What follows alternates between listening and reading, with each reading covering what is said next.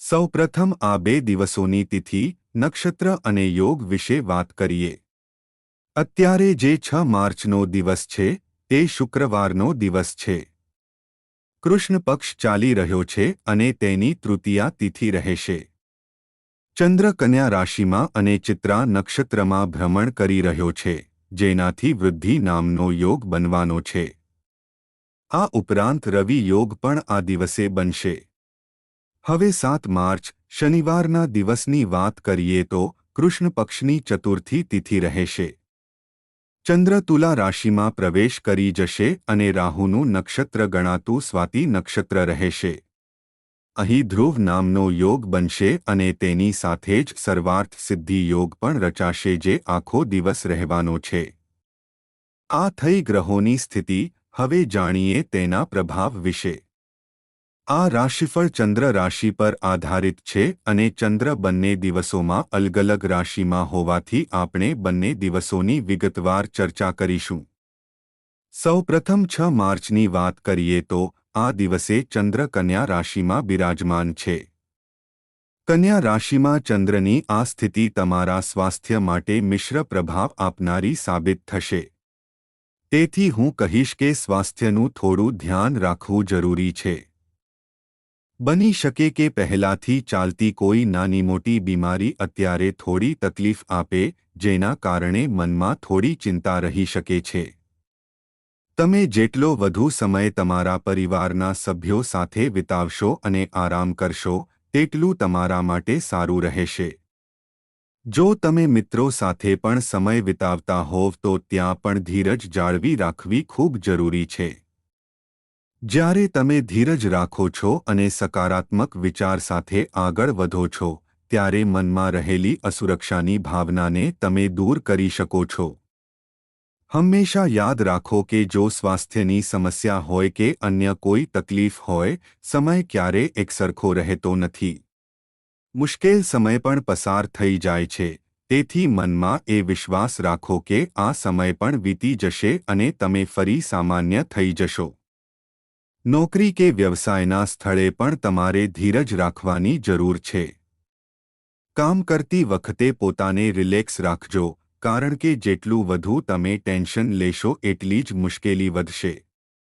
ખાસ કરીને જે લોકોને હૃદય સંબંધિત સમસ્યા છે, તેમણે ખાવા પીવાની બાબતમાં ખાસ કાળજી રાખવી જોઈએ.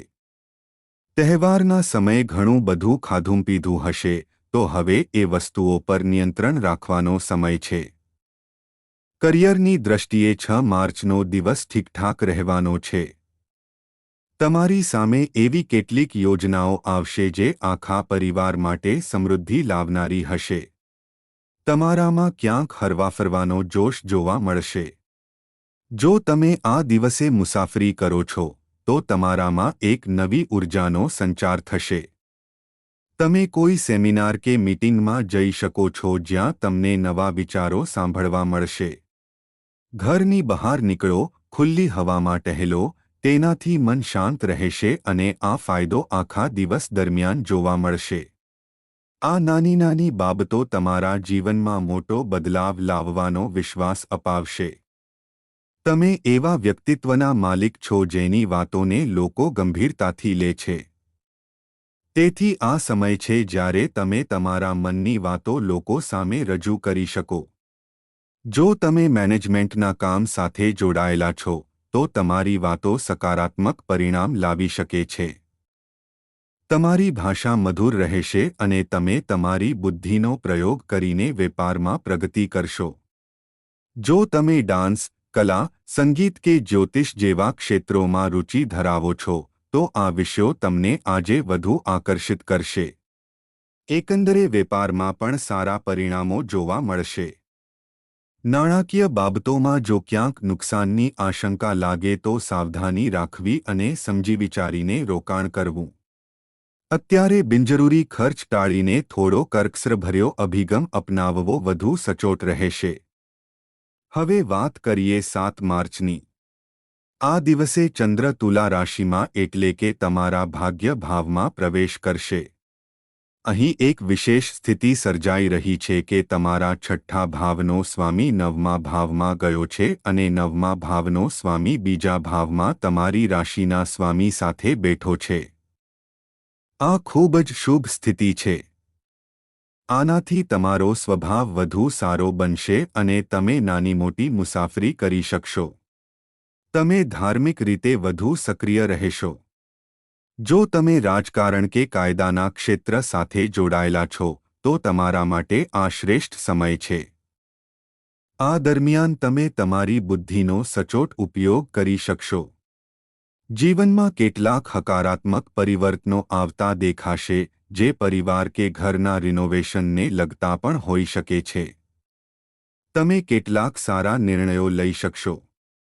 બિઝનેસમાં તમને કુશળતાનો અનુભવ થશે. ભાગ્ય ભાવમાં ચંદ્રના હોવાથી જૂની સ્વાસ્થ્ય સમસ્યાઓમાં રાહત જોવા મળશે. કામકાજમાં તમને તમારા પિતાનો પૂરો સહયોગ મળશે અને તમે તમારા અંગત જીવન અને વ્યવસાયિક જીવન વચ્ચે સારું સંતુલન બનાવી શકશો. જ્યારે તમે સંતુલન સાધો છો ત્યારે ઘણું બધું હાંસલ કરી શકો છો. સંબંધોની બાબતમાં આ બંને દિવસો ઉત્તમ છે. પરિવારમાં શાંતિ રહેશે અને ઘરનું વાતાવરણ ખુશહાલ રહેશે. જીવનસાથી સાથે સારો સમય વીતશે અને પ્રેમ સંબંધોમાં પણ મધુરતા રહેશે. ફાઇનાન્સ ક્ષેત્ર સાથે જોડાયેલા લોકો માટે ધન પ્રાપ્તિના સારા યોગ છે. એકંદરે આ સમય તમારા માટે પ્રગતિમય છે. બસ થોડી ધીરજ સાથે કામ કરતા રહેજો.